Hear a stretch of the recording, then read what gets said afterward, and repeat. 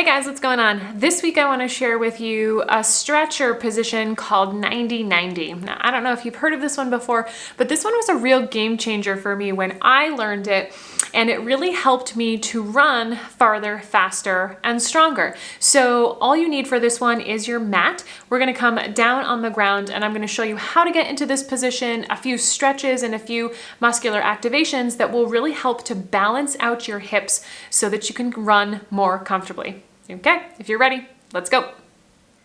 Okay guys, so we are coming down on the ground. You're gonna sit on your mat so that you're facing the short edge of your mat. Take the right leg, put it in front.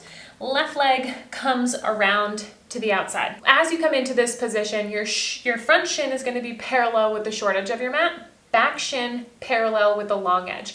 If I were to look at you from above, your legs would make two nice right angles, two 90-degree angles here, okay? So adjust yourself accordingly. If this back knee starts to feel just like a little twingy, being so open, you can short it just a little bit and bring it forwards. But as a rule, the knee should come right out of this hip, okay? So line yourself up. It might feel like you want to lean over to the side, and that's fine.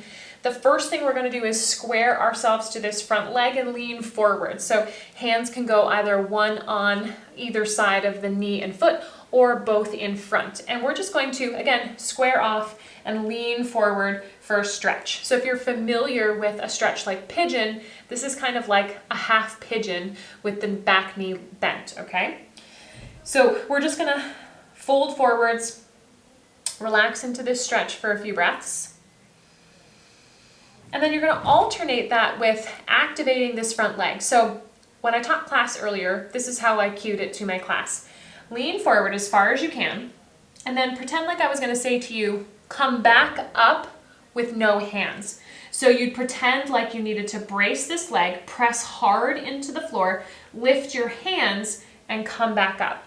That leg activation is what I want you to focus in on. As you lean forward, press that leg into the ground as if you were going to go no hands. Okay? Press for 5, 4, 3, 2, 1, and then either with or without hands, come all the way back up. Let's shift our attention to the back leg. Heel stays down, knee comes up. We're just going to lift that leg, that knee up off the floor. And just try a few rotations here. I'm using my right hand for a little bit of support, but I'm focusing on this external rotation of the leg. Now let's shift our attention to the knee. That's going to stay down and the foot's going to come up. So here I want to swivel forward, brace accordingly, press this leg into the ground and lift the knee up. Lift the foot up, off the floor. Okay? Just any amount is totally fine. Now we're going to put all of that together and we're going to lift this whole leg up off the ground as one unit. So you can lean a little bit to the right. It might even start with you all the way down on your forearm to have the appropriate leverage to lift this leg up off the ground. And eventually you'll work your way up to a point where you don't need any hands at all. So you're going to lean, brace, lift, and lower. Okay, try that a couple times. And then to get to our second side, we're simply going to lift, swing the leg around, and come into position on our second side. And we'll do the same thing on the second side. So set yourself up accordingly. Front shin is parallel with the short edge of your mat. Back shin with the long edge. And again, if I'm looking at myself from above, I have two 90-degree angles here. Lean forward, square yourselves off, and lean over that front leg. So again, it's just like pigeon. We're going to take a little bit of a passive stretch first, kind of just allowing ourselves to relax into the stretch, and then come back up. Now here's where we do the active version. So we square ourselves off, we lean forward, we passively stretch for a second here, and then again, we think about the activation that's needed to come up with no hands. So I have to brace through my core, I have to fire up the muscles on the back side of this front leg, press them into the floor, lift the hands maybe, or stay hands down, but just activate the leg for 5, 4, 3, 2, 1. Come all the way back up.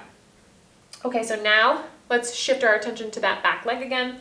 Heel stays down, knee comes up. And to begin with, just do a few repetitions of this, especially if this is the first time that you're doing this. Just give it a couple tries.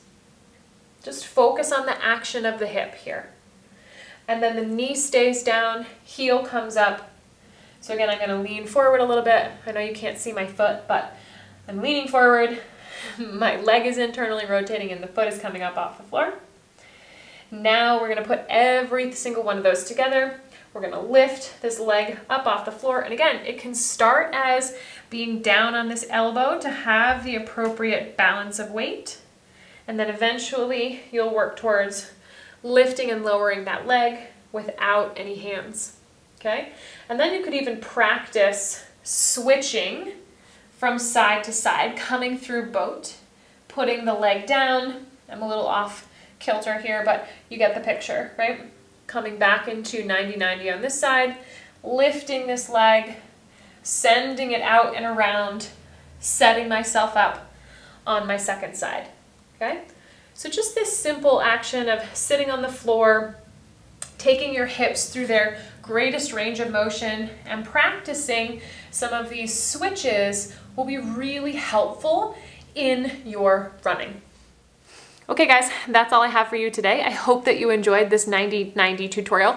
And again, this is something that really was a game changer for me. If you haven't heard me tell this story before, I used to have really bad sciatic pain on my right side. And when I learned how to balance out the strength in my hips and do some of these movements that I just showed you, it really helped to not only level out my pelvis, but balance out the strength left and right. And it made my running more comfortable. It made it so I could go faster, stronger, and farther. So give this one a shot. Just try a couple repetitions on each side and build up from there. Okay guys, that's all I have for you today. I hope that you enjoyed it and I will see you all soon. Bye.